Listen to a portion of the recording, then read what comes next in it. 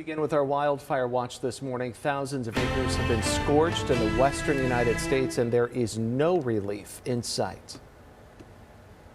We're easily a month or more ahead of fire weather conditions for this time of year.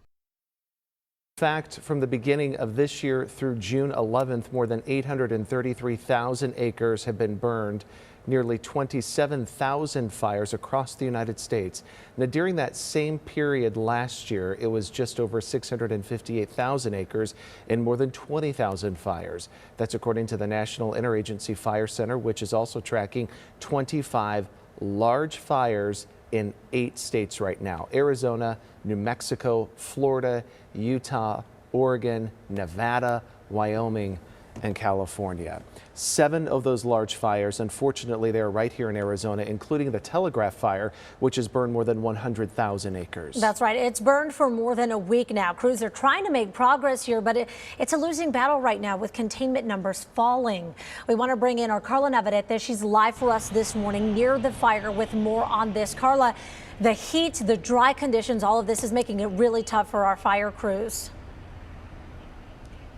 Very, very tough. You are correct, Allison. And I'm going to step out of the way here. We're at the Miami Junior Senior High School, and we've seen at least this morning, at least maybe 50 of these trucks that you're seeing here leaving the facility. So we think that they're heading out to the front lines this morning. And as you mentioned, the fire right now reaching 104,500 acres. We're expecting new numbers to come about this morning as the Arizona Department of Forestry updates us. Now, the containment front, as you mentioned, it's gone from 74% contained down to 68% contained. And the Governor Doug Ducey, has issued an emergency declaration. Now, right now, there are over 1,000 hotshot crews working to control the blaze. And even though this fire is happening east of the valley, it is causing issues in the valley. Those hazy skies that we saw yesterday could make conditions even worse today for folks who are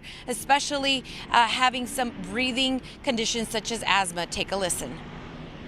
Even though the smoke is not reaching the ground, it's elevated off the ground. One thing that can happen is smoke can influence ozone here in the valley. And we saw that on Monday with elevated ozone values. And we are forecasting already, just with the weather pattern, increased levels of ozone. And that's why there is a high pollution advisory in effect for Tuesday, and then a high pollution watch in effect for the rest of the week. Okay, so those smoke particles that we saw yesterday, they will make their way back into the valley again today. Now, one other thing that I looked into, what happened, what caused this fire? Well, that is still under investigation, but we'll take the opportunity to warn you and just give you an idea as to, if you're out there on the roadways, any flickering of a cigarette, any spark of any type with a dry debris out in our roadways, you're asked to be extra cautious, especially with this excessive heat. For now, reporting live in the town of Miami, I'm Carla Navarrete, ABC 15, Arizona. Yeah, it does not take much, Carla, to get one of those fires started. Thank you for that. And just a reminder, there are evacuations in place for the Telegraph Fire. Go orders issued 24 hours ago for El Capitan, which is on both sides of State Route 77, as well as the Dripping Springs community and the San Carlos Apache tribal community of Beverly Hills.